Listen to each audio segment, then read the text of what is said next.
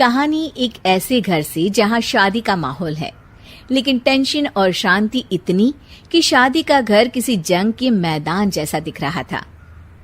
अरे जैसा मर्जी डेकोरेशन कर दो, पैसों की चिंता मत करो। इतना पैसा जब लड़के वालों को दे दिया तो फूल वालों को देने में मुझे क्या दिक्कत है? अरे धीरे बोलो ना, साफ लग रहा है कि फ्रस्ट्रेटेड हो। अरे तुम तो चुप ही रहो। एक बेटी संभाल नहीं पाई। सारा दिन मैं काम पर जाता था, सोचता था घर पर बच्चों को अच्छे से संस्कार मिल रहे होंगे, लेकिन नहीं, मैडम को तो अपनी किटी और फैशन से फुर्सत मिले तब ना।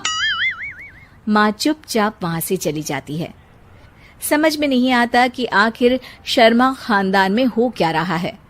कल तक चिड़िया सी फुदकने वाली शीना की शादी यूं अचानक एक मोटे काले लड़के से क्यों हो रही है?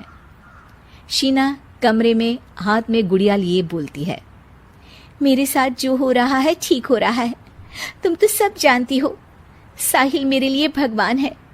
अब जब वो ही नहीं मिला तो फिर कोई भी हो, जिंदगी ही तो जीनी है, जी लेंगे। बाहर शीना की बुआ किसी से बात करती है। अरे मोटा नहीं, उसे तो खाते पीते घर का कहते हैं। अब ओबेरॉय का नाम भी किसी को बताने वाली बात है। उनका इकलौता लड़का तो करोड़ों की सामी तो है ही। अरे हमारी शीना बिटिया तो रानी बनेगी, रानी।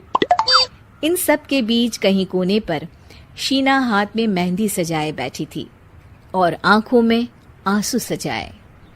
और वो समय भी आ जाता है जब शीना मंडप के नीचे हाथ में वरमाला लिए खड़ी होती है, लेकिन तभी अफरा तफरी मच जाती है। कोई कहता है, अरे लड़के की माँ को हार्ट अटैक आ गया। अरे अच्छी खासी थी, कैसे हो गया? अरे कहते हैं ना, किसी किसी लड़की के पैर अच्छे नहीं होते, हो सकता है कि मनहूस है ये लड़की। शीना पास खड़ी सब सुन रही थी। फिर शीना अपने कमरे में आ जाती है।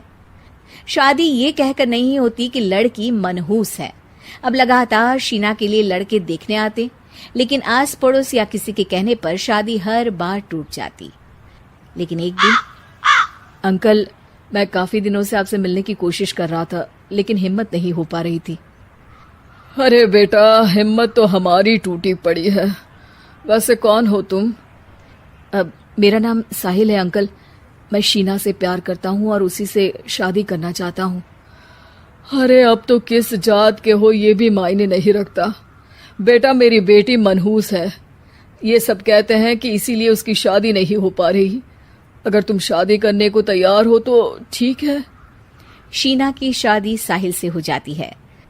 अगले दिन साहिल की माँ का देहांत हो जाता है और एक बार फिर लोग शीना को अपशकुनी कहने लगते हैं।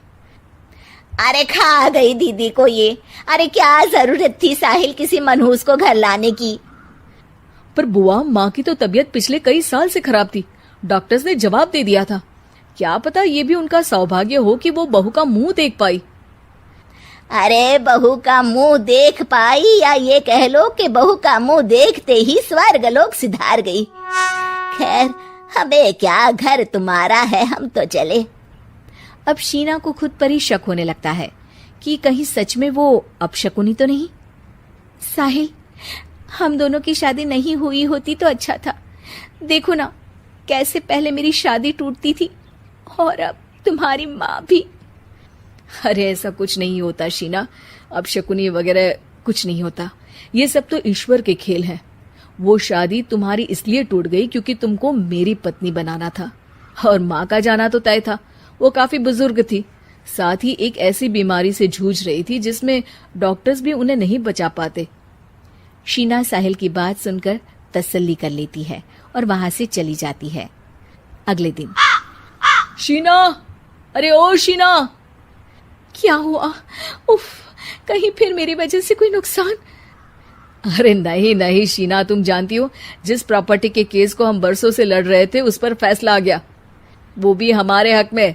अब हम करोड़पति हो गए शीना। शीना शांत रहती है। अरे क्या हुआ? करोड़ पत्नी बनकर तुमको खुशी नहीं हुई? शीना की आंखों में पानी आ जाता है। चलिए जी, कुछ तो अच्छा हुआ मेरी जिंदगी में आकर आपके साथ। साहिल शीना को गले लगाकर कहता है, मेरी नई नौकरी भी तुम्हारे ही आने से लगी। ये प्रॉपर्टी का केस जीता। सब कुछ तो तुम्हारे आने के बाद ही हुआ, फिर तुम मनहूस कैसे?